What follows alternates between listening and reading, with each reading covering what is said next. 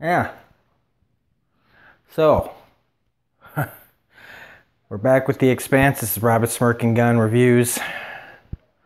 Season 3, Episode 5. Called Triple Point. Officially found my first episode that pissed me off. And not in that, haha, I can't,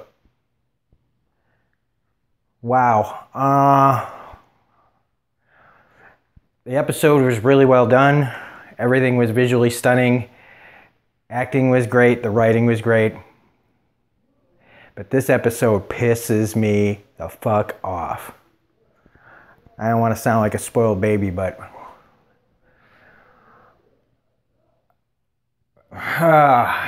so, what was this... Oh. There gets to be a point where you just get sick and tired of the bad guys. Like, just winning all the time. This is that episode. And, I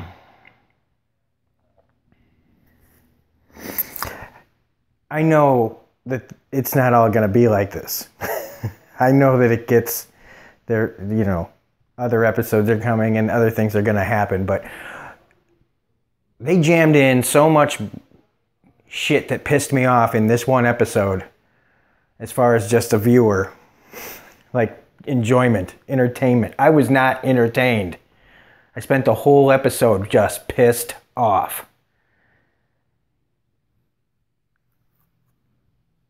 So I don't okay, so let's talk about it. Full spoilers, we haven't seen the episode. So Mao gets the little poor kid that's about to turn into a full-blown proto-molecule monster to start to tell him what's really going on. And he's gone back to being just a complete fucking asshole. All monsters that are trying to do some good always find ways to justify their actions and when they do terrible things. And Mao and Strickland are no different. I know they think that what they're doing is right, but there's just lines that you don't cross, and they crossed him a long time ago, and they're willing to keep crossing him because now he's willing to do the same thing again to May, who he had a soft spot for because she reminded him of Julie. But it doesn't matter as long as he can, I guess in his way he thinks he's going to save everybody by sacrificing these kids. And we can all, this is all, lines in the sand for all of us. Like, what would you do to save everybody? I don't know, I don't know if I could do what he's doing. But, yeah, so there's that. That pisses me off.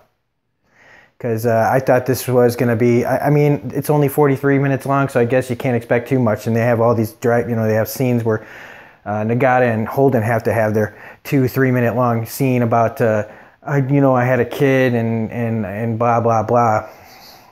Which, that's fine. It's just, I didn't think that it was going to end this way. So, and now I gotta pay to see the next episode. Because, see, this isn't for free on Amazon, this third season. So I've been having to pay for every episode. And it makes me, well, now I have to see episode 6. So I guess I'm paying for, hopefully they give me a discount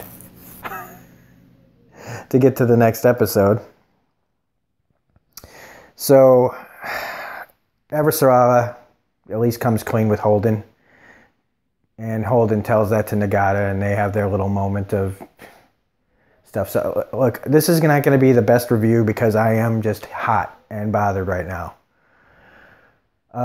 So, they get the message to the Hammurabi. He gives it to them. Now, at first, it pissed me off because, of course, they don't want to listen. It is nice to know that they come around. And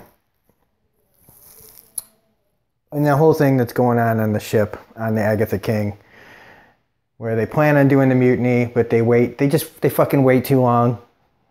Instead of, and the whole, they get Nguyen. Okay, so the smug little shitbird that's Nguyen's like second command, who he tells a story about why Nguyen is that way. And it's supposed to be like, he knows the Martians. No, he doesn't. He knows hate. That's all he knows. He saw some friends of his get killed. And now all he knows is hate for Mars. He's not a good leader. He shouldn't be in command. He can't think anything past just kill now. So of course he's the perfect guy for Aaron, right?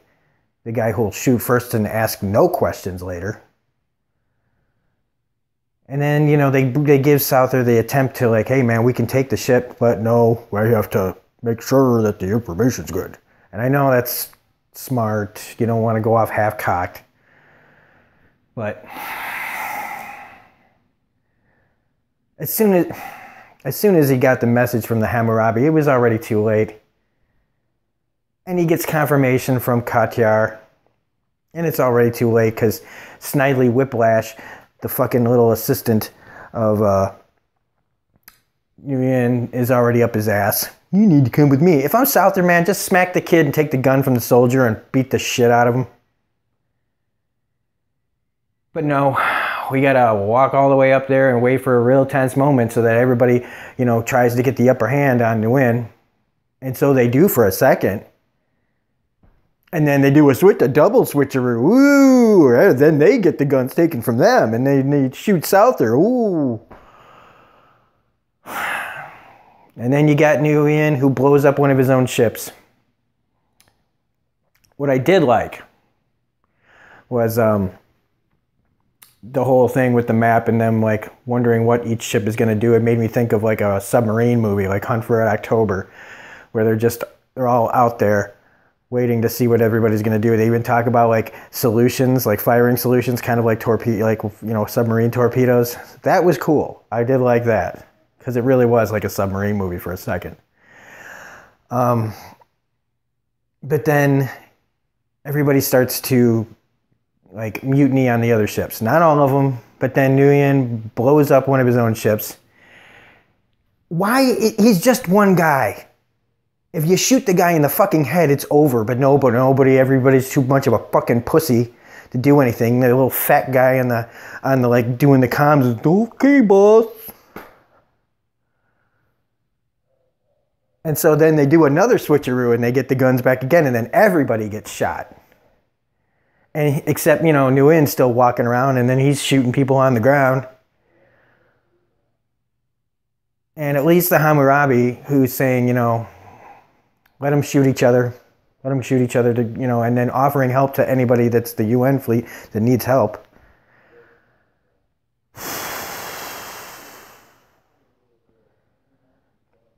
And Holden and crew, you know, go down to Io because everybody else is fighting. Nobody notices.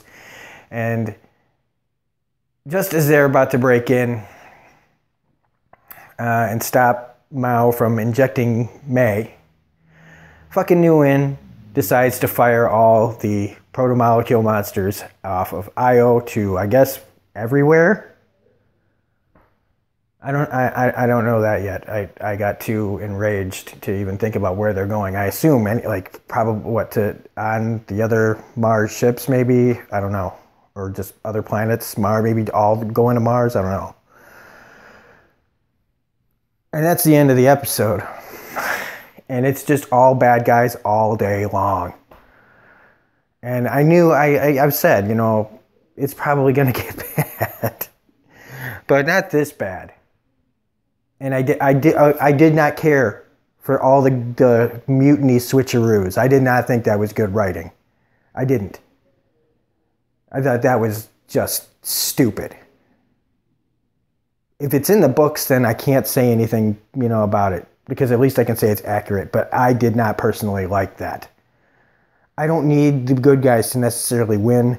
But all the people switching sides just in one like 10-minute period. And the fuckers still walking around.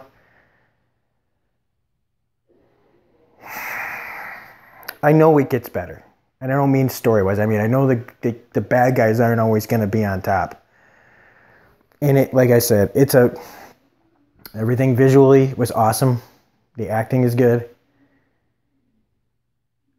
Man, this is like watching the Reigns of Castamere on Game of Thrones, where everybody on the Starks just get murdered. Like, I'm just like gut punched from just the amount of down note this was. And it's a testament to how good this show is to get this much of an emotional response out of me. Because I haven't been like this since like The Handmaid's Tale, or like some of the Man in the High Castle episodes, where I've gone off. Because in the end, I do like this episode. I do. I really, really do. It's just, initially, since I just watched it, I am filled with rage. I mean, tell me something good comes out of this soon. Because, I mean, Prax is ready to kill anybody that moves, and I hope he kills like Strickland and Mao before they get to May, at least. I also want to say how much I really enjoy our crew on the Rocinante right now. It reminds me of the crew of the Serenity. Just a bunch of people that kind of don't belong. You've got the Martian Marine, you've got the UN diplomat, you've got Amos, you know, the hot-headed mechanic. You got Nagata, and who's the belter. You got Holden, who's the, you know, earther who wants to, you know, do good. You got Alex, the pilot, with the quirkiness, and the family on Mars that he misses. Who else am I missing here? And then you got Prax, the botanist, with the kid he's trying to find. I mean, it's like this hodgepodge group of people that I really enjoy, and it's going to suck when they eventually aren't all together. But I'm just enjoying it right now. And then, okay, one last thing, because I keep forgetting to mention it, is, yeah, I keep forgetting to talk about the proto-molecule that's on the fucking ship. Thank you, Belinda, for pointing that out to me every single time. I go, don't forget to talk about the blue stuff. And then I forget to talk about the blue stuff. I was hoping they weren't going to get to it this week so I could mention it and not be like, whoop, a little dollar too short, you know? So, anyway, I'm sorry that I have gone off on this episode. I'm just... they had opportunities. They could have stopped him. I wanted to see Nguyen get stopped, and he's done the worst thing ever. He did an Aaronite move. And Mao and everybody, just all the bad guys are just winning too much. And if I'm not correct, somebody told me this was the end of the second book. That's the end. That's a terrible end of a book. I mean, it does make you want to read the next one, just like this makes me want to see the next episode. But I won't be watching the next episode because I'm going to be doing Man in the High Castle after this. And then I'll go back to The Expanse. So one episode of Man in the High Castle, and then I'll go back and do another episode of The Expanse. So anyway, if you liked this video of me ranting, please hit the like button, comment, share, subscribe, all that jazz. Otherwise, this is Robert Smirking Gun Review saying I got to get me to watching the next episode as soon as I can. So, see ya. Bye.